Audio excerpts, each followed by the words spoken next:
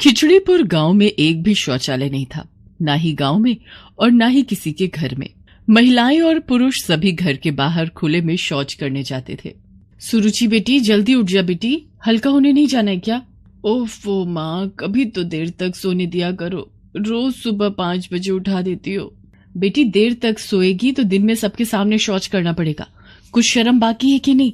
चल जल्दी उठ जा, मैं जा रही हूँ, वापस आकर दोबारा सो जाना। माँ, आपको पता है ना, एक बार मेरी नींद टूट जाती है तो फिर दोबारा नहीं आती है। तो फिर चल मेरे साथ। मनीषा और सुरुचि लोटा लेकर अंधेरे में घर के बाहर चल देते हैं। उनके साथ गांव की दूसरी महिलाएं भी चलने लगती हैं। शौच से आने के बाद नहा धोकर सुरुचि अपने पापा के पास जाती है। पिताजी, चाय लीजिए। सुरुचि के पिताजी सेठ बंसीधर गांव के मुखिया थे। लाओ बेटी। पिताजी, मेरा जन्मदिन आने वाला है, आप मुझे क्या तोहफा देंगे? तू बोल बेटी, तुझे क्या चाहिए? पहले वादा कीजिए कि मैं जो मांगूंगी आप दे देंगे ना तो नहीं करेंगे? अरे नहीं बेटी, मैं इस गांव का मुखिया हूँ, सभी गांव वालों की सुनता हूँ, तो तेरी क्यों नहीं सुनूंगा? तू तो मेरी इकलौती दुलारी बेटी है। तो पिताजी, हमारे घर में एक शौचालय बनवा दीजिए। क्या शौचालय? लेकिन ये तो हमारी परंपरा के खिलाफ है। हमारे यहाँ ये गंदा काम घरों में नहीं किया जाता। पिताजी, आपने वादा किया था कि आप ना नहीं करेंगे, और फिर आप तो गांव के मुखिया हैं, आपको कौन रोक सकता है? मुखिया के घर तो शौचालय बनवाई जा सकती है। बेटी, अगर मैं अपने घर में शौचालय बनवा लूंगा तो गांव के दूसरे लोग भी अपने अपने घरों में शौचालय बनवाने की मांग करेंगे, और यह नहीं हो सकता। तो ठीक है, मुझे नहीं मनाना कोई जन्मदिन। सुरुचि मुंह फुलाकर अपने कमरे में चली जाती है। आपने इसे ज्यादा सर चढ़ा लिया है, इतनी बहस करने लगी है।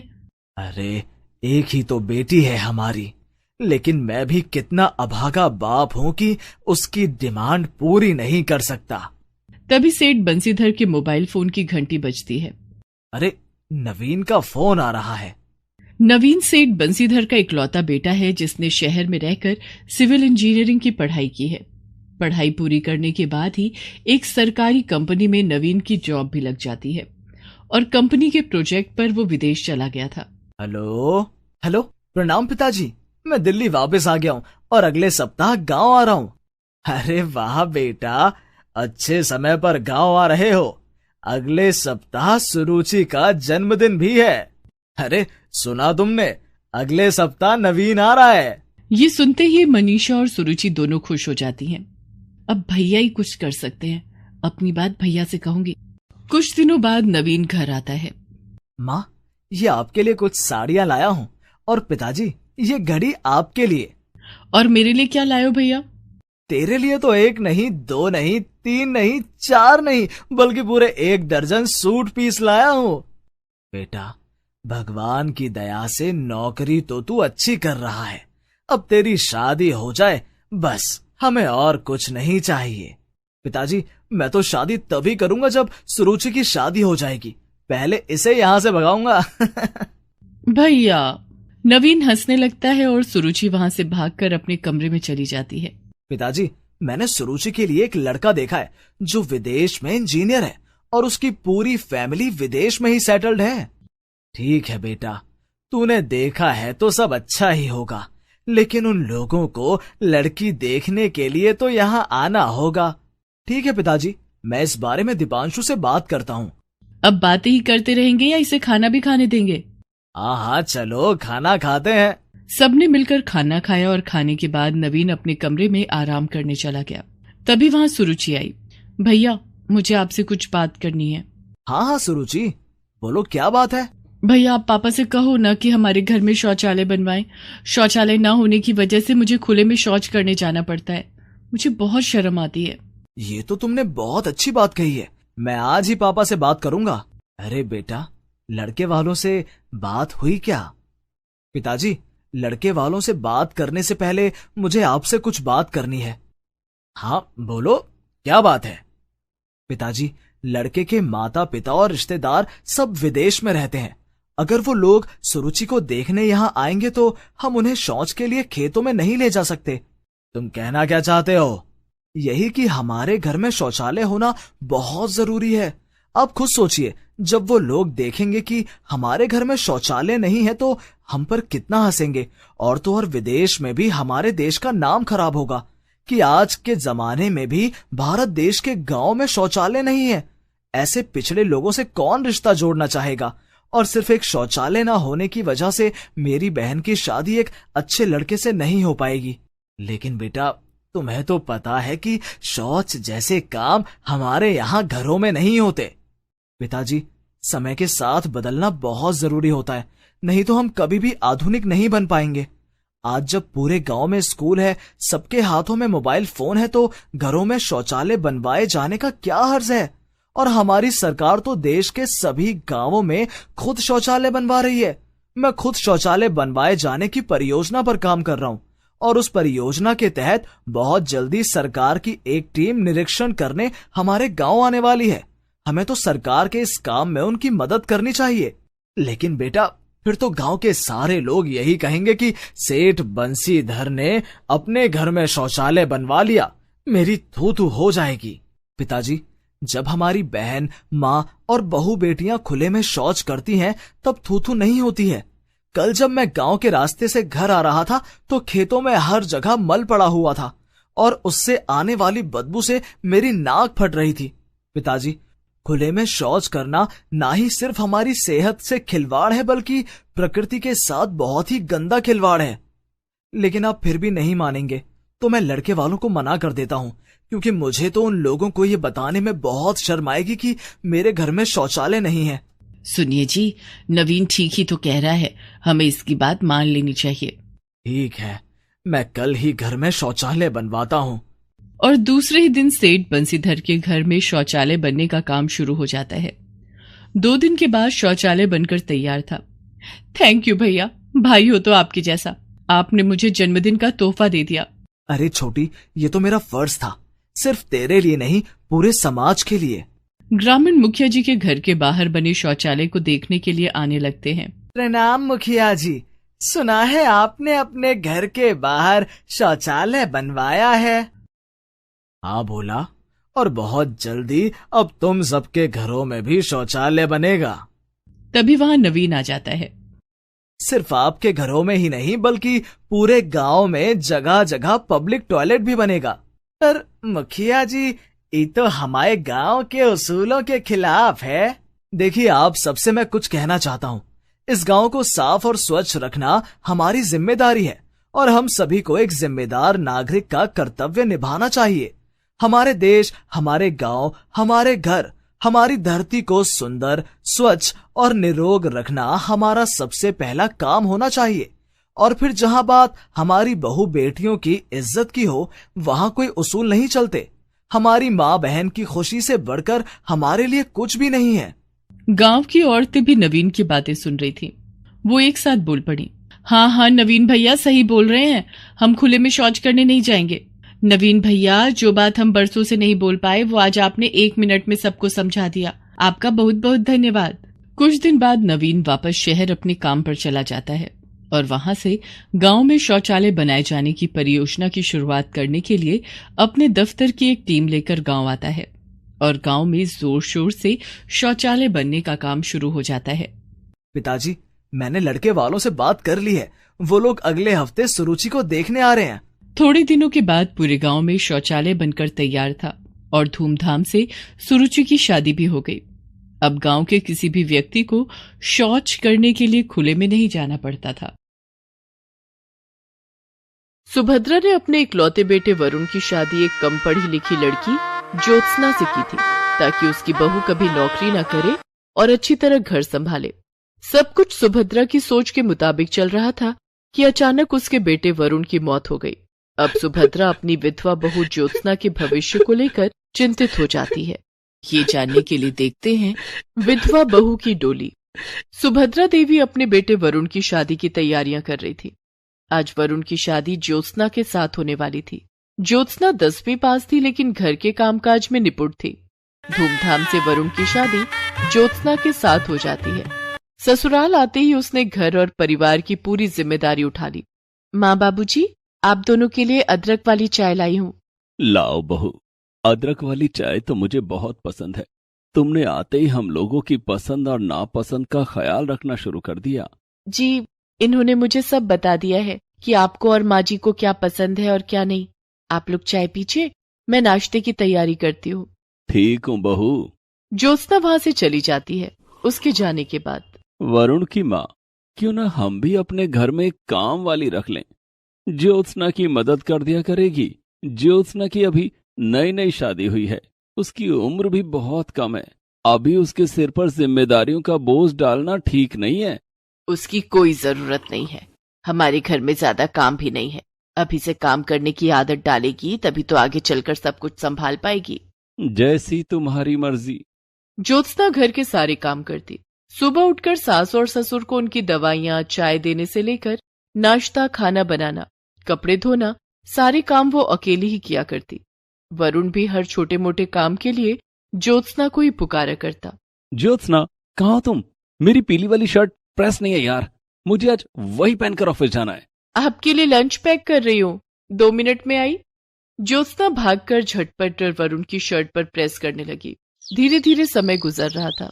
सब ठीक ठाक चल रहा था कि एक दिन, माँ, बाबूजी, कल मुझे ऑफिस के काम से चंडीगढ़ जाना है। 6 महीने वहीं रहकर काम करना है। 6 महीने? दरअसल पापा, चंडीगढ़ में हमारे ऑफिस की नई ब्रांच खुली है और मुझे उसका मैनेजर बनाया गया है। तो ज्योत्सना को भी अपने साथ लेता जा। पापा, अभी तो वहां जाकर मुझे खुद के रहने का इंतजाम करना होगा। मैं कुछ दिनों के बाद ज्योत्सना को वहां बुला लूंगा। माँ और पिता से बात करके वरुण अपने कमरे में चला गया। ज्योत्सना को चंडीगढ़ जाने की क्या जरूरत है? वो चली गई तो घर कौन संभालेगा? और वहां हमारे वरुण को कौन संभालेगा? सुभद्रा, ज्योत्सना अभी बच्ची है। अभी उसका समय वरुण के साथ हंसने खेलने में गुजरना चाहिए। गृहस्थी का बोझ उठाने के लिए तो सारी जिंदगी पड़ी है। इधर दूसरे दिन वरुण चंडीगढ़ जाने के लिए घर से निकल गया। सबने खुशी खुशी, लेकिन ज्योत्सना ने नम आंखों से वरुण को विदा किया। मेरा दिल बहुत घबरा रहा है, न जाने क्यों आपको कहीं जाने देने का मन नहीं करता।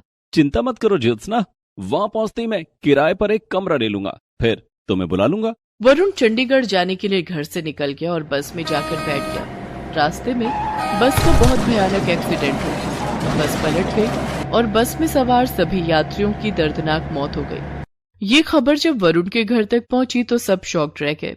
वरुण के माता पिता के लिए अपने जवान बेटे को खोना किसी भयंकर पीड़ा से कम नहीं था, लेकिन ज्योत्सना का दुख तो बयां कर पाना भी मुश्किल है। ज्योत्सना अंदर से टूट गई। वो अपने आप को संभाल नहीं पा रही थी। वो बहुत उदास रहने लगी और हर समय वरुण की यादों में खोई रहती। एक दिन, वरुण की माँ, मुझसे ज्योत्सना की हालत देखी नहीं जाती। वो वरुण को खोने के दुख से उबर नहीं पा रही है। वरुण हमारा इकलौता बेटा था, उसे खोने का दुख हमें भी कम नहीं है। सुभद्रा, हमारी उम्र अब हो चली है, लेकिन ज्योत्सना अभी बहुत छोटी है। उसकी उम्र ही क्या है? उसे अपनी जिंदगी जीने और हंसने खेलने का पूरा अधिकार है। आप क्या चाहते हैं? मैं चाहता हूं कि हम ज्योत्सना की दूसरी शादी कर दें, लेकिन उससे पहले मैं उसे पढ़ाना चाहता हूं। ठीक है, एक बार ज्योत्सना से भी इस बारे में बात कर लीजिए। मैं उसे बुला कर लाती हूँ। सुभद्रा देवी ज्योत्सना को बुलाने के लिए उसके कमरे में जाती हैं। वहां उन्होंने देखा कि ज्योत्सना बेहोश होकर जमीन पर गिरी हुई है। सुभद्रा देवी दौड़कर अपने पति पंकज के पास गईं और ज्योत्सना के बारे में बताया। दोनों ने फोन करके डॉक्टर को बुलाया। डॉक्टर ने जब ज्योत्सना का चेकअप किया, आपकी बहू मां बनने वाली है। आप लोगों को इनका बहुत ख्याल रखना होगा। चिंता के कारण बच्चे की सेहत पर बुरा असर पड़ सकता है और बच्चा दिमागी रूप से कमजोर हो सकता है। डॉक्टर की बात सुनकर पंकज और सुभद्रा ने फैसला लिया कि वो ज्योत्सना को आगे पढ़ाएंगे ताकि ज्योत्सना का मन कहीं लगा रहे और वो खुश रह सके। पंकज ने ज्योत्सना का एडमिशन 12वीं कक्षा में करवा दिया। ज्योत्सना अब 12वीं की पढ़ाई करने लगी। सुभद्रा देवी उसके खाने पीने का बहुत ख्याल रखती। धीरे धीरे समय बीतता गया और 9 महीने बाद ज्योत्सना ने एक सुंदर सी बेटी को जन्म दिया। इसके साथ ही वो अपनी पढ़ाई भी करती रही। सुभद्रा देवी और पंकज अपनी पोती अनन्या को पाकर बहुत खुश थे। वे दोनों ज्योत्सना के साथ साथ अनन्या का बहुत ख्याल रखते। ज्योत्सना को लेकर सुभद्रा देवी के मन में भी बहुत बदलाव आ गया था। एक दिन ज्योत्सना रसोई में बर्तन धो रही थी, तभी वहां सुभद्रा देवी आई। ज्योत्सना बहू, ये सब छोड़, तू अनन्या के पास जा, उसके साथ खेलेगी तो तेरा दिल बहलेगा, और साथ साथ अपनी पढ़ाई भी कर। घर का काम मैं कर लूंगी।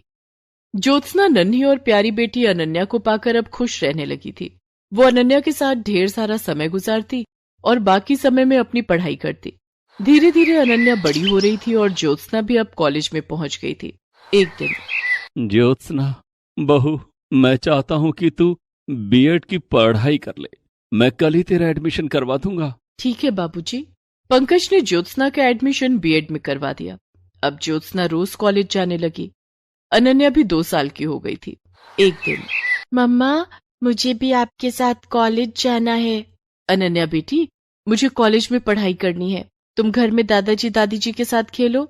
नहीं, मुझे आपके साथ कॉलेज जाना है। इसे अपने साथ ले जा ज्योत्सना, ये सारा दिन तुझे याद करती है और तेरे पास आने की जिद करती है। तेरे साथ कॉलेज जाएगी तो इसका दिल बहल जाएगा। उस दिन ज्योत्सना अनन्या को अपने साथ कॉलेज ले गई। ज्योत्सना की क्लास में सब अनन्या को बहुत प्यार करने लगे। कोई उसे चॉकलेट देता तो कोई उसके साथ खेलता। तभी ज्योत्सना ने देखा कि राजन अनन्या को अपनी गोद में लेकर उसके साथ बातें कर रहा था। राजन ज्योत्सना की क्लास में पढ़ता था। क्या बात है राजन, अनन्या परेशान तो नहीं कर रही है ना? अरे नहीं, बहुत प्यारी बच्ची है। इससे बातें करके मुझे अपना बचपन याद आ गया। तुम इसे रोज अपने साथ लेकर कॉलेज आया करो। अब ज्योत्सना रोज अनन्या को अपने साथ कॉलेज लाने लगी। धीरे धीरे राजन ने अनन्या के साथ गहरी दोस्ती कर ली। अनन्या के कारण राजन और ज्योत्सना में भी गहरी दोस्ती हो गई। दोनों एक दूसरे के करीब आने लगे। एक दिन की बात है, ज्योत्सना और अनन्या दोनों कॉलेज में थे कि तभी बहुत तेज बारिश होने लगी। ओह, अब मैं घर कैसे जाऊंगी? ज्योत्सना के चेहरे पर चिंता की लकीरें देखकर राजन उसके पास आया और बोला, क्या बात है ज्योत्सना, परेशान क्यों? देखो न राजन, बाहर कितनी तेज बारिश हो रही है। मैं अनन्या को लेकर घर कैसे जाऊंगी? बाहर बस स्टॉप पर भी पानी भर गया होगा। तुम फिक्र मत करो, मैं अभी ऑटो बुला कर लाता हूँ। राजन कॉलेज से बाहर गया। बाहर बहुत तेज बारिश हो रही थी और सड़क पर पानी भरा हुआ था, लेकिन राजन अपनी परवाह न करते हुए बड़ी मुश्किलों से एक ऑटो वाले को बुला कर लाया। चलो ज्योत्सना, अनन्या को लेकर इस ऑटो पर बैठ जाओ, मैं तुम दोनों को घर तक छोड़ देता हूँ। ज्योत्सना, अनन्या और राजन तीनों ऑटो पर बैठ जाते हैं और उस दिन राजन ने दोनों को घर तक छोड़ा। राजन, मेरे घर नहीं आओगे? मैं तुम्हें अपने माजी और बाबूजी से मिलवाऊंगी। हाँ, क्यों नहीं। राजन ज्योत्सना के घर आया। ज्योत्सना ने उसे पंकज और सुभद्रा से मिलवाया और बताया कि कैसे राजन ने तेज बारिश में भी भीगते हुए उसे और अनन्या को सुरक्षित घर तक पहुंचाया। ये तो तुमने बहुत अच्छा किया बेटा, वरना ये दोनों कॉलेज में न जाने कितनी देर बारिश रुकने का इंतजार करती रहती। राजन बेटे, तुम आते रहना और कॉलेज में ज्योत्सना का ख्याल रखना। उस दिन के बाद से राजन अक्सर ज्योत्सना के घर आने लगा और अनन्या के साथ ढेर सारी बातें करता। धीरे धीरे दोनों की पढ़ाई पूरी हो गई और उन्हें सरकारी स्कूल में शिक्षक की नौकरी भी मिल गई। एक दिन, सुभद्रा, क्या ज्योत्सना को अपनी जिंदगी नए सिरे से शुरू नहीं करनी चाहिए? आप क्या कहना चाहते हैं? मैं चाहता हूँ कि ज्योत्सना की शादी हो जाए, वो अपना घर बसा ले, अनन्या को भी पिता का प्यार मिल जाएगा। लेकिन ज्योत्सना से शादी करेगा कौन? मेरी नजर में एक लड़का है। हाँ, कौन है वो? राजन। राजन ज्योत्सना का बहुत अच्छा दोस्त है और वो अनन्या को भी बहुत प्यार करता है। लेकिन हमें इस बारे में ज्योत्सना और राजन से भी बात कर लेनी चाहिए। मैंने राजन को फोन कर दिया है, वो आज शाम को हमारे घर आएगा। हम राजन और ज्योत्सना दोनों से बात कर लेंगे। ठीक है। शाम को जब ज्योत्सना स्कूल से लौटी तो उसने देखा कि राजन उसके घर आए हैं और उसके सास ससुर से बातें कर रहा है। अरे राजन, तुम कब आए? अभी भी आया हूँ। दरअसल मुझे अंकल ने बुलाया। ज्योत्सना बहू, मैं तुम दोनों से कुछ बात करना चाहता हूँ। जी बाबूजी, कहिए। बहू, मैं चाहता हूँ कि तुम और राजन शादी कर लो। ये आप क्या कह रहे हैं बाबूजी? ये कभी नहीं हो सकता। ज्योत्सना बहू, बीती बातों को भूलकर आगे बढ़ना ही जिंदगी है। तेरे सामने अभी पूरी जिंदगी पड़ी है। हमारे बाद तेरा और अनन्या का ख्याल कौन रखेगा? राजन बेटा, ज्योत्सना अब मेरी बहू नहीं, बेटी है। क्या तुम जिंदगी भर इसका ख्याल रखोगे? अंकल, सच कहूं तो मैं ज्योत्सना और अनन्या से बहुत प्यार करने लगा हूं। मैं ज्योत्सना को अनन्या के साथ अपनाने के लिए तैयार हूं और वादा करता हूं कि उन्हें जिंदगी भर खुश रखूंगा। देर किस बात की, हम कल ही तुम्हारे घर आएंगे। तुम्हारे माता पिता से मिलकर शादी की तारीख पक्की कर देंगे। राजन के माता पिता सुभद्रा देवी और पंकज से मिलकर बहुत प्रभावित हुए। दोनों की रजामंदी से राजन और ज्योत्सना की शादी तय हो गई। सुभद्रा देवी और पंकज ने ज्योत्सना की शादी सास ससुर बनकर नहीं बल्कि माता पिता बनकर की। पंकज ने ज्योत्सना का कन्यादान किया और ज्योत्सना को डोली में बिठाकर ससुराल विदा किया। Please subscribe this channel.